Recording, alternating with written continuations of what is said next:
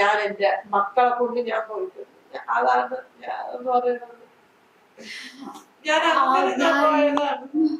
അവൻ ഞങ്ങളടുത്ത് പറഞ്ഞ കാര്യം അവന് എനിക്ക് പൈസ കിട്ടണമെങ്കിൽ ചെലവാക്കേണ്ട അവനല്ലേ എന്ന് എന്നോട് പറഞ്ഞ കാര്യമാണ്.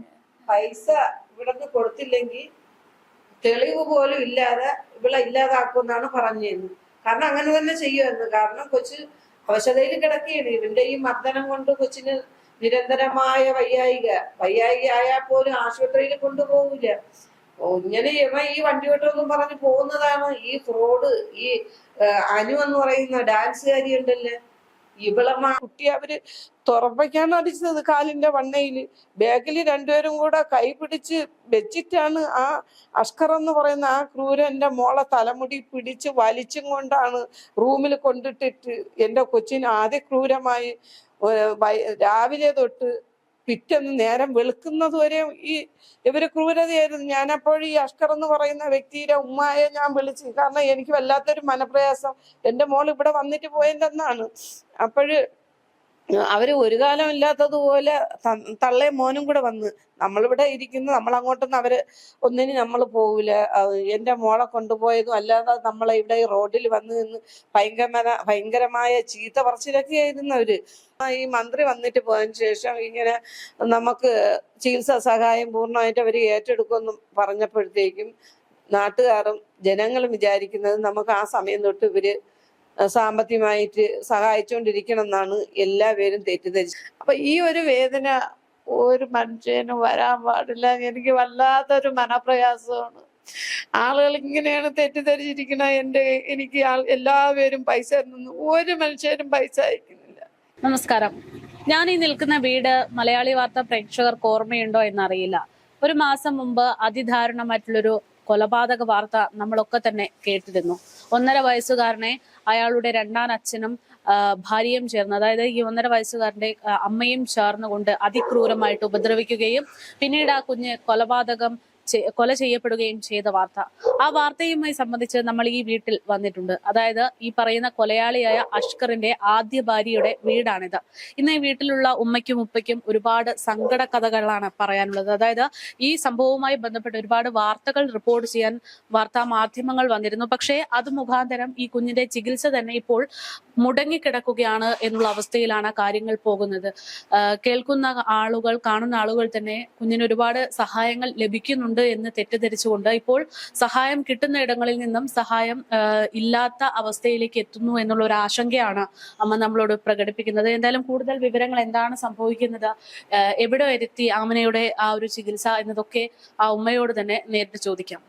ഉമ്മ, ഞാൻ ഈ തുടക്കത്തിൽ പ്രേക്ഷകരോടൊന്ന് പറഞ്ഞു വെച്ചിട്ടുണ്ട്. അതായത് ഈ വാർത്തകളൊക്കെ കണ്ടിട്ട് ഒരുപാട് ആളുകൾ തെറ്റിദ്ധരിച്ചിരിക്കുന്നു, ചികിത്സ മുടങ്ങിക്കിടക്കുകയാണ് എന്നുള്ളതാണ്. എന്താണ് യഥാർത്ഥത്തിൽ സംഭവിച്ചത്?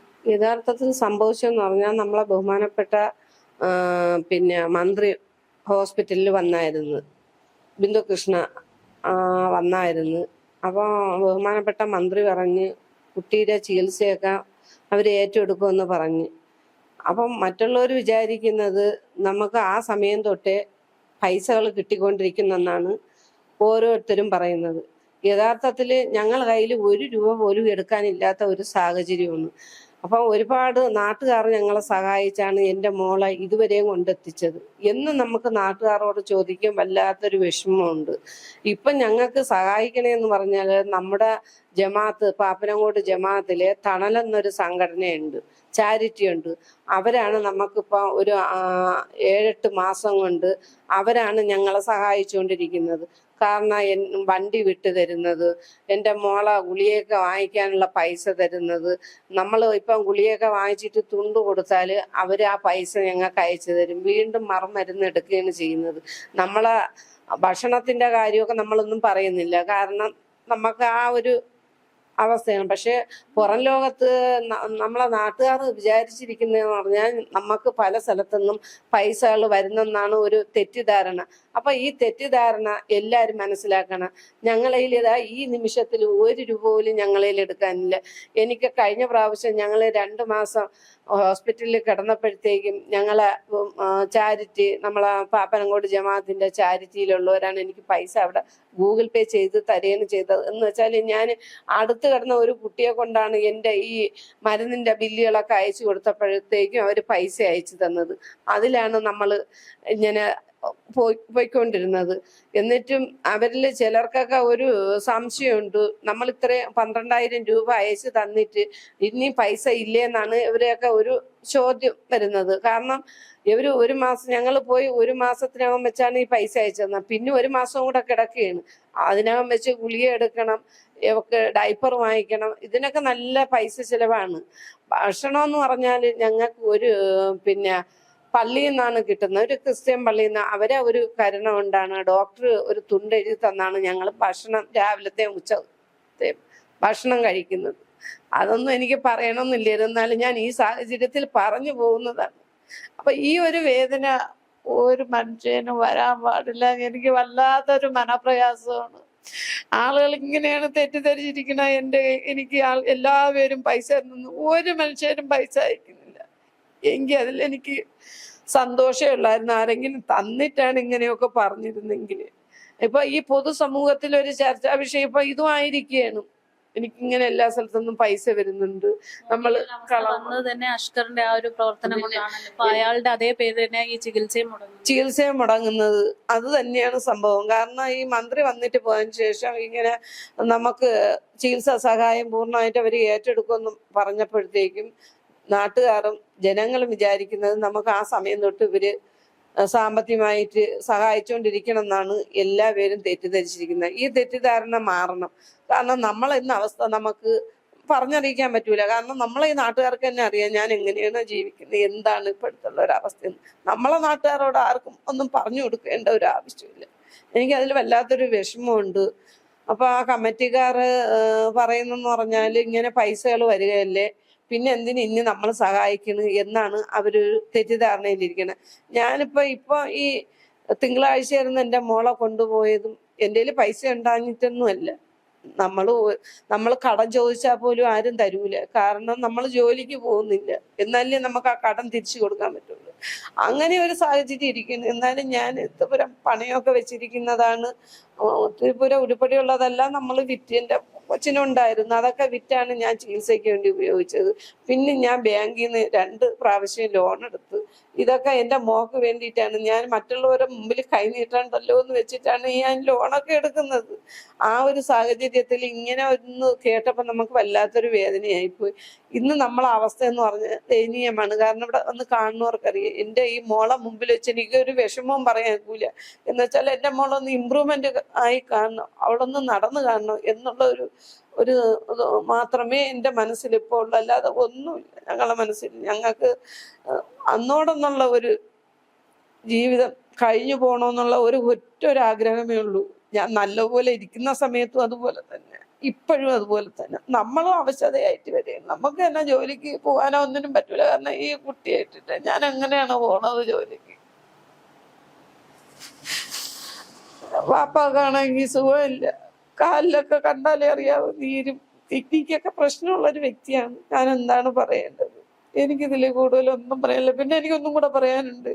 ഈ അഷ്കർ എന്ന് പറയുന്ന ആ ക്രൂരന്റെ ഉമ്മായും സഹോദരിയും അവരെ എത്രയും പെട്ടെന്ന് രംഗത്ത് കൊണ്ടുവന്ന് അവരെ ഈ മൊഴിയെടുത്താൽ മാത്രം പോരാ, അവരെ ചോദിക്കേണ്ട രീതിയിൽ ചോദ്യം ചെയ്താൽ മാത്രമേ ഇവർ ഈ സത്യങ്ങൾ പറയുള്ളൂ. എൻ്റെ കുട്ടിയെ അവര് തുറപ്പയ്ക്കാണ് അടിച്ചത്, കാലിന്റെ വണ്ണയില്.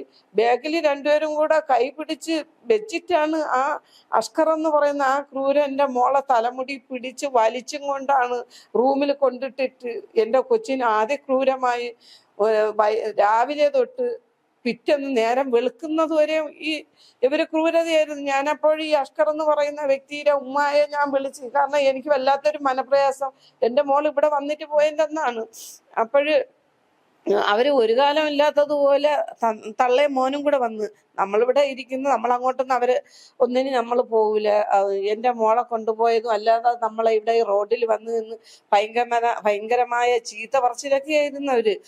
മുല്ല ഗുണ്ടകളെ പോലെ രാത്രിയിൽ വന്ന് എന്നെ വിളിച്ച് ഈ റോഡിൽ കയറ്റിയിട്ടായിരുന്നു അവരെ ഈ പ്രഹസനം മൊത്തം കാണിച്ചത്. നാട്ടുകാർ എത്രയോ പേര് കണ്ട് സാക്ഷിയുണ്ടെന്നറിയാമോ?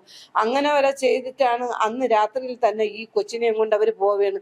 എന്നിട്ട് ഈ മോളോട് നമ്മൾ പറഞ്ഞു നീ പോവല്ലേ എന്ന് പറഞ്ഞിട്ടും ഈ കൊച്ച് കേട്ട് അവരെ കൂടെ അങ്ങ് പോവുകയാണ്. കാരണം എന്താണ് ഇവരെ കൂടെ ഇങ്ങനെ പോണേന്ന് ചോദിച്ചാൽ നമുക്ക് തന്നെ അറിഞ്ഞുകൂടാ.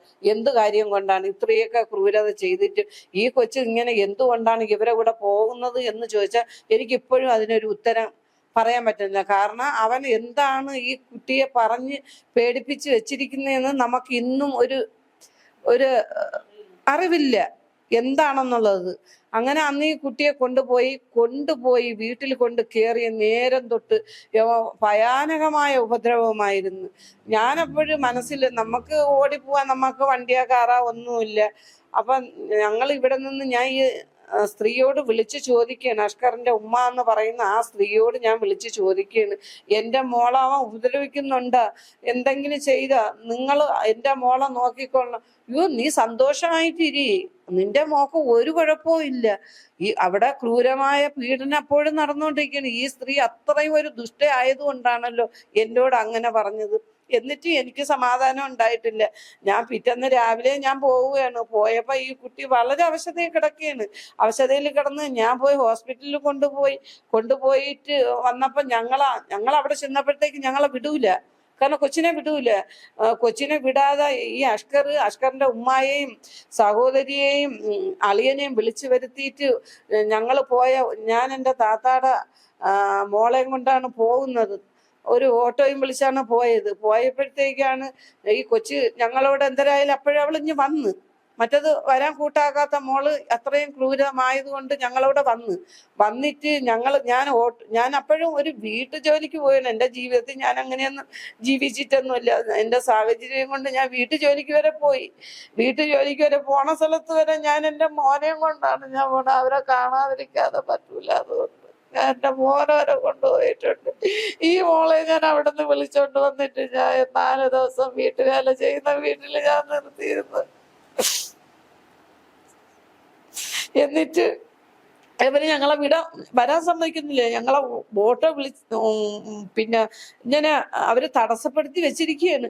എന്നിട്ട് അവന്റെ അളിയ എൻ്റെ കൂടെ പറയാണ്, നിന്നെ ഞാൻ അടിക്കുമെന്ന്. അപ്പൊ ഞാൻ പറഞ്ഞു നീ ഒന്ന് അടിക്കാൻ വന്ന് നോക്കിക്കാണ്, അപ്പോഴും നമുക്ക് കാണാമെന്ന് പറഞ്ഞു. എന്നിട്ട് ഞങ്ങളെങ്ങനെ ചേർത്ത് പിടിക്കുകയാണ്. കാരണം ഇവര് എല്ലാരും ഒരേ കാറ്റഗറിയിൽ പെട്ടവരാണ്. ഒരാള് നല്ലത് ഒരാൾ അഴുക്കൊന്നും പറയാക്കൂല. ക്രൂരതയാണ് ഇവരെല്ലാരും കാണിക്കുന്നത്. ഇവരൊക്കെ ഒരു മനുഷ്യരാണ്.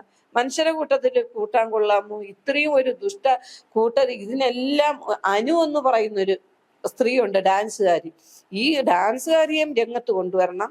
ഈ അഷ്കറിന്റെ ഉമ്മ എന്ന് പറയുന്ന ആ സ്ത്രീയെയും രംഗത്ത് കൊണ്ടുവരണം. സഹോദരിയെയും കൊണ്ടുവരണം. ചോദ്യം ചെയ്യുമ്പോഴത്തേക്ക് അവര് തന്നെ പറയും. ഇപ്പോഴെല്ലാം അവര് പറയുന്നത് എന്താണ്, ഞങ്ങൾ ആ വീട്ടിൽ പോയിട്ടില്ല, എനിക്ക് നാട്ടുകാർ പറഞ്ഞാണ് ആമിനായെ ഉപദ്രവിക്കണമെന്ന് ഞാൻ അറിഞ്ഞിട്ടുള്ളൂ. ഈ സ്ത്രീ അറിയാതെയാണ് എൻ്റെ കുട്ടിയെ ഇത്രയൊക്കെ ക്രൂരത കാണിച്ചത്. ഇന്ന് എൻ്റെ മോൾ അവസ്ഥ കണ്ട. ഇന്ന് നമുക്ക് ജീവിക്കണമെങ്കിൽ ഈ മോളൊരു പ്രചോദനമാവണം. ഈ മോളൊന്ന് എഴുന്നേറ്റ് നടക്കണം. എന്നാൽ മാത്രമേ ഞങ്ങളെ ജീവിതത്തിൽ ഒരു അർത്ഥമുള്ളൂ. എങ്കിൽ പിന്നെ ജീവിച്ചിട്ട് എന്തോ ഒരു കാര്യമാണ്. എനിക്ക് ഓർമ്മയുണ്ട്, കഴിഞ്ഞ ദിവസം രാത്രിയാണ് ഉമ്മ എന്നെ വിളിക്കുന്നത്. ചികിത്സയ്ക്ക് ബുദ്ധിമുട്ടാണ് എന്ന് പറഞ്ഞിട്ടാണ് വിളിക്കുന്നത്. ആശുപത്രി കൊണ്ടുപോകാനുള്ള പൈസ പോലും ഇല്ല എന്ന് പറയുന്നു. അപ്പോ എന്തായിരുന്നു സർക്കാരിന്റെ ഭാഗത്തു നിന്നുള്ളൊരു നിലപാട് എങ്ങനെയാണ്? സർക്കാർ പറഞ്ഞിരിക്കുന്നത് അവര് എൻ്റെ മോളെ ചികിത്സയെല്ലാം അവര് ഏറ്റെടുക്കുമെന്നാണ് പറഞ്ഞത്. അപ്പൊ ഇനി നമ്മൾ പോയി അതിന് വീണ്ടും ഇത് എഴുതി കൊടുത്താൽ മാത്രമേ, അവർക്ക് പല കാര്യങ്ങളല്ലേ സർക്കാരിന്. ഇപ്പൊ നമ്മളെ കാര്യം മാത്രം ഓർത്തിരിക്കാൻ പറ്റൂലല്ലോ. അപ്പൊ പൊതുജനങ്ങൾ വിചാരിച്ചിരിക്കുന്ന എന്താണ്, അവര് പറഞ്ഞ പിറ്റേ ദിവസം തൊട്ടേ നമുക്ക് അവര് സഹായം തന്നുകൊണ്ടിരിക്കണം എന്നാണ് ആൾക്കാർ തെറ്റിദ്ധരിച്ചിരിക്കുന്നത്. ഈ തെറ്റിദ്ധാരണ മാറണം. എനിക്ക് ഈ കൊച്ചിനെയും ഇവിടെ ഇരുത്തിയിട്ട് എനിക്ക് എങ്ങോട്ടും പോകാൻ പറ്റൂല. നമ്മൾ 2 പേരുണ്ടെങ്കിലേ ഒക്കെ ഉള്ളൂ. വാപ്പ ഇന്ന് ഹോസ്പിറ്റലിൽ പോയിരിക്കുകയാണ് കാല് കാണിക്കാനായിട്ട്. ആ ഒരവസ്ഥയാണ്. ഇതാണ് നമ്മളെ ജീവിതം എന്ന് പറയുന്നത്. ഞാൻ എങ്ങനെ ജോലിക്ക് പോകും? ഈ കുട്ടിയെ 2 പേര് വേണം എടുക്കാനും വിൽക്കാനും. ഇവളൊന്നും നടന്നു കണ്ടെങ്കിലല്ലേ നമുക്കൊരു സമാധാനമുണ്ട്. ഇനി എത്ര കാലം ട്രീറ്റ്മെന്റ് കഴിഞ്ഞാലാണ് ഈ കുട്ടിയൊന്നും നടക്കുന്നത്? ഡോക്ടർ എന്നെ പറയുന്നു സമയം പിടിക്കുമെന്നാണ് പറയുന്നത് മോള് നടക്കാനായിട്ട്, കാലതാമസം വരുമെന്ന് തന്നെ പറയുന്നത്. ഇതാണ് എൻ്റെ ഒരു അതായത് ഞാൻ തുടക്കത്തിൽ പറഞ്ഞതുപോലെ ആ കൊലപാതകയുടെ ക്രൂരതയുടെ ഒരു ഇരയാണ് ആ കുഞ്ഞ്. അപ്പോൾ എത്രയും പെട്ടെന്ന് ഈ ചികിത്സയൊക്കെ കൃത്യമായിട്ട് മുന്നോട്ട് പോയാൽ മാത്രമേ ഉമ്മയുടെ ആഗ്രഹം പോലെയും നമ്മുടെയൊക്കെ ആഗ്രഹം പോലെയും അവള് ഒന്ന് എണീറ്റ് നടക്കുകയുള്ളൂ. അപ്പോൾ അതിന് വേണ്ടുന്ന കാര്യങ്ങൾ സർക്കാരിന്റെ ഭാഗത്തു നിന്നും ഉടൻ തന്നെ ഉണ്ടാകുമെന്നുള്ള പ്രതീക്ഷയിലാണ് നമ്മൾ ഈ വാർത്ത ഇവിടെ നിർത്തുന്നത്.